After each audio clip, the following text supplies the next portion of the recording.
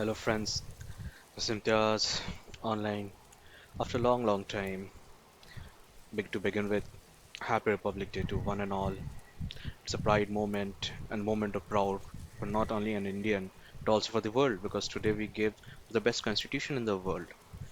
We showed the world that an ideal how a near to ideal constitution should be. We showed to the world how a biggest and one of the best democracy in the world should function.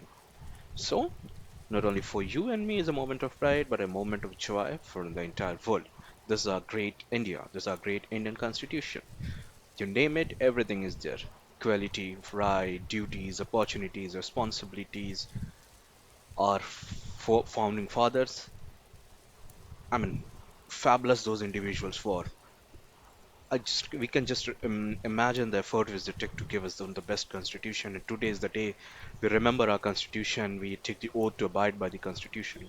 So continuing the same thing, today I'm going to talk about there are 11 to 12 around 11 duties, fundamental duties, which in every citizen of which constitution are shrined it to every individual of this nation, wherever he is. So today I'll talk one of that duty, and one of that duty is scientific temper.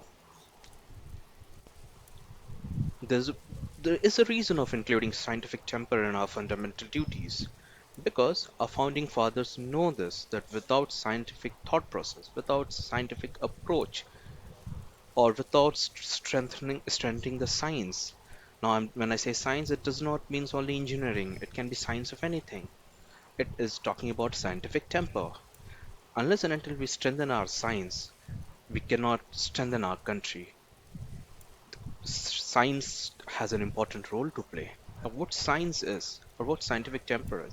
Scientific temper is all about looking into the thing in a perspective of experiment, in perspective of laws, in perspective of logical thinking, in perspective of logical thought process, and then forming an opinion about it, or then striving to find something out of it.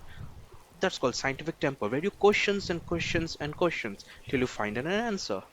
Scientific temper is actually pushes you towards a direction. For example, if we don't have scientific temper, we'll not be able to have a strong army, strong medics, a strong leading thought process in any world of technology you talk about.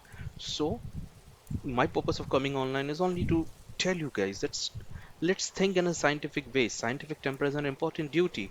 Today, I really feel hurt when people, instead of researching, understanding things, they tend to trust into the things. They tend to believe into the things.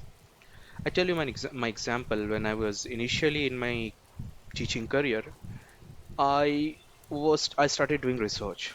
When I started doing research, I started meeting people, and the people on the face of it used to tell me that Imtiaz, you're wrong. And I used to ask them, what is the reason of you saying that I'm wrong? They used to say it is written in the book. But then when I asked them, the book also writes this. Can you prove this behavior to me? Then they say, no, I don't have I don't know. I mean, they talk of some condition which I don't know about it to prove that. So, guys, why this? I mean, what is the reason for this? Reason for this is because we tend to accept, we tend to believe what is there in the book without even understanding the fact that what has been written in the book has also come out of experiment, study, and understanding.